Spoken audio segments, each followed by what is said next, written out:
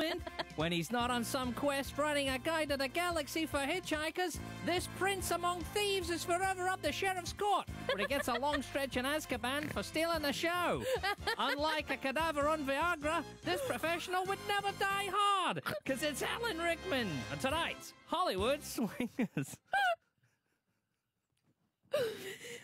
That introduction means it's time for your favourite segment of the show, Hollywood Swingers, where we celebrate those Hollywood stars who've swung into music. This week it is big fan favourite here, Alan Rickman. Tell me about him, Paul. Alan Sidney Patrick Rickman. He was born 21st of February 1946. It was a Thursday in London to housewife Margaret and father Bernard, who was a painter and decorator as well as other things. Rickman was actually born with a tight jaw, and that resulted in his distinctive voice and speaking style.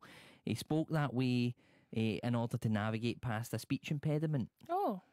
Initially seen as a negative, his tight jaw, so to speak, would ultimately see the actor named in a study as having the perfect male voice. He does. When he was only 8 years old, Rickman's father sadly passed away from cancer, and that left his mother to raise the actor and his 3 siblings alone, having to move into a council house in an Acton estate not far from Wormwood Scrubs prison. Now, at school, he appeared in several plays, but Rickman didn't consider that a sensible thing to do as a career. In actual fact, he excelled at calligraphy and art, and he would eventually go to art school, graduating from the Royal College of Art in 1970. Ooh. He then opened his own design business called Graffiti, which was by all accounts quite successful. But after 3 years, Rickman yearned for the dramatic arts rather than the visual. And at the age of 26, he wrote to the Royal Academy of Dramatic Art asking for an audition, at which he did a speech from Richard III. His performance won him a scholarship, and to support himself during his studies, he worked as a dresser for the legendary stage actors Sirs Ralph Richardson and Nigel Hawthorne. Oofed. Rickman said, "My body finally sighed with relief at being in the right place." And it goes to show, never too late. After graduation from RADA, Rickman worked extensively on the stage as well as working with the Royal Shakespeare Company. And whilst he was acting, he met one of his greatest friends during this period, one Ruby Wax, who not only credited the actor from saving her from a turbulent home life, but also in being the one to shape and ultimately be responsible for making her the performer she is. She is one of those weird enigmas where one day she'll be on the red carpet doing something weird, and the next day I'll be in a shopping centre in London and she'll be hosting a fashion show in the middle of it. She doesn't care, she just does what she wants. She does a lot of work. I love it. After starring in an RSC production of Les Liaisons Dangereuses, Oh yeah, okay. Rickman would stay with the production as it moved to Broadway in 1987, where he would receive a Tony Award nomination for his performance. And it also brought him to the attention of a Hollywood casting agent who wanted Rickman for a new action movie that was being made. What one? Rickman previously auditioned for and failed to get a part in The Return of the Jedi years earlier, and given his As whom? as one of the kind of admirals. It's a trap. Not that one. Can you imagine it with his voice though? That'd be great. It's a trap. Now, given that his prior rejection and given his solely stage background, he was hesitant to go for the part, and it was only after his agent told him how rare it was to get such an offer after such a short time in the US that he took it. That part, Rickman's movie debut, despite being over 40 years of age, was the villainous Hans Gruber in the 1988 action blockbuster classic Die Hard. Well, yippee-ki, woohoo. Despite being new to the movies though, Rickman knew his stuff, and he made various demands and changes to the script throughout, including that his character wear a suit. Yes. Suggesting the scene where he pretends to be one of the hostages. Okay. And he even brought the whole shoot to a halt when he refused to get physical with his female co-star, the one that played Holly McLean, saying that not only was it against his character's kind of way, code of conduct, but it took away from the strength and agency of his co-star's character as well, saying she's a strong woman, she doesn't need me throwing her about. He also flinched every time he had to fire a gun, which results in the camera cutting away each time it happens in the film if you watch it. And his reaction of fear when they drop his character off the building, spoiler alert, was very real, because they dropped him from a 20-foot height at the count of 2 rather than 3. Okay. Despite all of this, and despite the fact it was his first movie, it was a massive critical and box office success, and it made Rickman pretty much an overnight massive international star. After another villainous turn in a film called Quigley Down Under, where he played the baddie opposite Tom Selleck, Rickman turned out what is perhaps his greatest performance. Certainly a favourite here on the Ashley Storrie Show, as he starred as the dastardly Sheriff of Nottingham, 1991's Robin Hood, Prince of Thieves. My head is tingling because we're talking about my favourite film of all time ever. And he is easily the best part of it. Like, he steals the show. Okay, he is, from an objective perspective, the best part of Robin Hood, Prince of Thieves. But the best part of Robin Hood, Prince of Thieves is Kevin Costner deciding, I'm not going to do an accent, even though everybody else is trying. They took my eyes, Mr. Robin. Master Robin, is that you? Duncan is the best part of it. Right, continue, we can't do this again. For the role, the actor deservedly won a BAFTA, upon which he stated, "This will be a healthy reminder to me that subtlety isn't everything." Yes, and did he not write most of his own lines? Yeah. He was just like, this script is awful. with a spoon. So beautiful, but he wrote his own lines, he brought his own comedy. Well, he refused. Initially, he refused to do the film until they gave him assurances that basically he could do what he wanted. Yeah. And he just ran with that. And it made the film exceptionally good. Now, despite being so good at it, the actor didn't want to get typecast as the British baddie. Fair enough. So he started to take on roles that broke away from that mould. He played a ghost in Truly Madly Deeply. That's where he played the cellist who passed away, but then he comes back as a ghost to kind of comfort his partner. Ew. That sounds like the English version of Ghost. Well, a wee bit. It might have been just, I don't know, 1991. I need to check who came first. He starred in the film adaptation of Sense and Sensibility, and then he starred in Michael Collins alongside Liam Neeson before he won an Emmy for his role as the Mad Monk Rasputin in a HBO TV biopic. Very cool. 1999 saw Rickman stretch his comedy chops, and another film which is a favourite of yours, Ashley. It's the cult classic sci-fi parody film Galaxy Quest. It's so good. He plays the role of Alexander Dane, aka Dr. Lazarus. I would imagine the kind of Spock analogy. Now, I won't talk about Love Actually because I can't go there and we don't have that much time. Why is Rowan Atkinson magic? I don't know. It's a terrible film. Right. But 2001 saw the actor become a star to a whole new generations even, as he first appeared as Severus Snape in the first Harry Potter movie. One of 8 appearances in the role that would come to define him over the next 10 years. I know you don't like the movies, but you can't argue that he is not great in that role. Look, most of the grown-ups in the Harry Potter films are great. They should be. It's the creme de la creme of British acting. Yeah, if they weren't good, pretty much paid it would be awkward. If anything you can say about these films, even if you hate them, they paid the mortgages of pretty much all the English actors that we should just be throwing money at anyway. Yeah. I mean, it was like the Midsummer Murders of films. Of course, every great actor was in it. It was fantastic for that. It's a testimony, though, to the man that every one of his child co-stars said that he was always supportive. He was always helpful to them throughout filming. Which is super funny because they've just released a book of his musings that he wrote when he started filming this, and he was not polite about those children. But he was in person, and that's all that matters.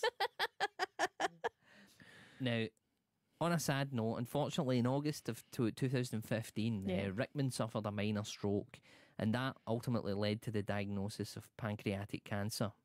Revealing this to only his closest confidants, including his lifelong partner, who he'd been with from the age of 19, Rickman sadly passed away in January 2016 at the age of 69.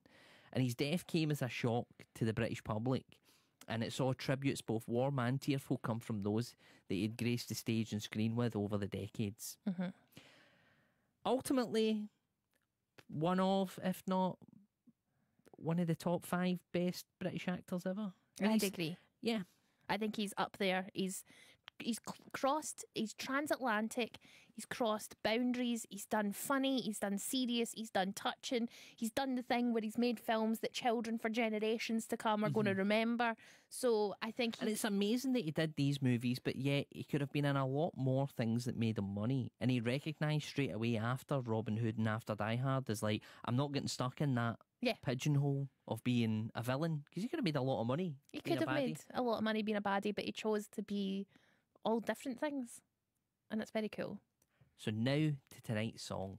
Starring as a fish in the appropriately named animated film, Help, I'm a Fish, Alan Rickman gives a rare singing performance. But will it be a load of old codswallop, or has he shown some real musical intelligence?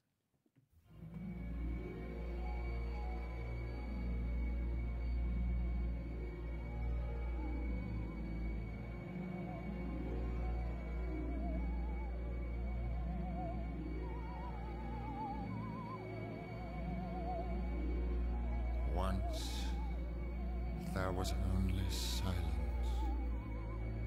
and not a speck of hope in sight. And every tiny bubble burst on its journey to the light. But the spark of creation will flicker again. It's a brand new era about to begin. Now we've been caught, we've been sold, and left out in the cold. Evolution's been passing us by. With this potion in hand, we've been given the chance. It's time to turn the tide. Come join me and seize this opportunity. Alter your destiny. One single drop will be enough to put you on top. Intelligence, say you lead the way. Intelligence, have a sick today. We owe it all to Joe. One potion, one ocean, one ruler of all. It's a vision I've seen. It's the world of your dreams. It's a pearl in the palm of your hand.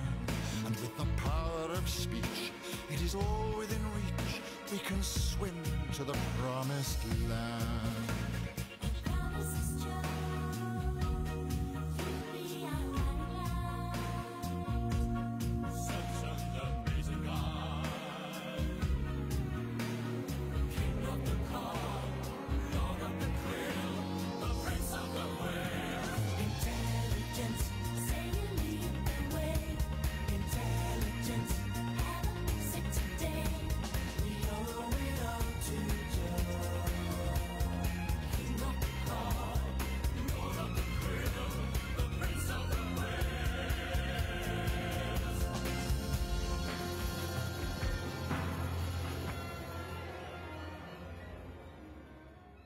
That was Alan Rickman with Intelligence, a song from Help, I'm a Fish, which was a Danish, German, Irish, traditionally animated science fantasy musical directed by Stefan Fjeldmark, also known in its native Danish as Hjælp, Jagger and Fisk. So we found Alan Rickman singing. I don't know if this does a disservice to his memory. It kind of feels like it does, dragging this up. But let's give it a score. Here in the Ashley Storrie score. Here in the Ashley Storrie show, we mark our Hollywood Swinger songs on a scale of 1 to 100. Kenny Rogers roasters, 1 being the worst, 100 being the best. Kenny Roger being the original and greatest Hollywood Swinger. Paul, what is your score for Alan Rickman's Intelligence from the hit film Hjælp, Jagger and Fisk? If we go back to the movie's Scandinavian origins and fishy theme, this is the musical equivalent of that smelly fish that makes everybody be sick every time they open the tin. Ooh, I know the name of it, but I can't remember. Stormengrachen. Something. It is awful. The song itself is awful for a start. doesn't even sing the chorus. Yeah. He just wimps out of it. Can I let you know that this film in Denmark, where it was released mostly, this film grossed $5.6 million. It had an $18 million budget and was considered an incredible flop. And rightly so. Came out before Shark Tale. Fact. Shark Tale saw what they did wrong and fixed all the... Yeah. and made it all right. I'm going to give that a score of 5 Kenny Rogers roasters. Well, I have decided to think about it a little bit harder than you Go on. and use what Alan Rickman calls your intelligence and really give thought to what we was delivering there. Was he delivering cartoon villain realness? Yes, Queen. I'm going to give it 90 Kenny Rogers Shut up. roasters. No, you're not. Yes, I am. Why? Because you can't tell me that I'm not allowed to, and I used my intelligence.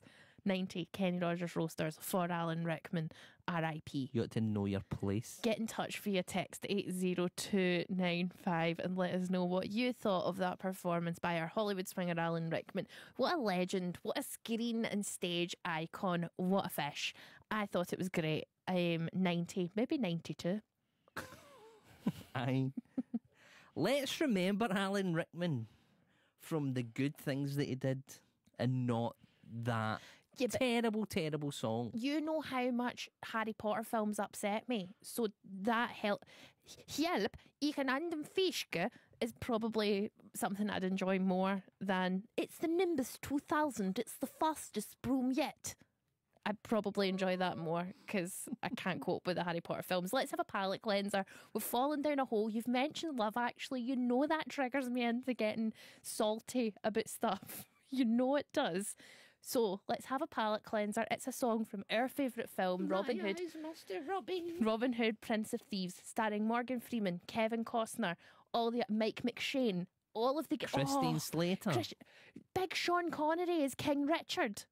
It's such a good, Mary Elizabeth Winstead. such a good film. Anyway, here's Brian Adams with It's not, is Everything I Do. it? Who plays Maid Marian? It's the lady who's in Without a Trace. So it is.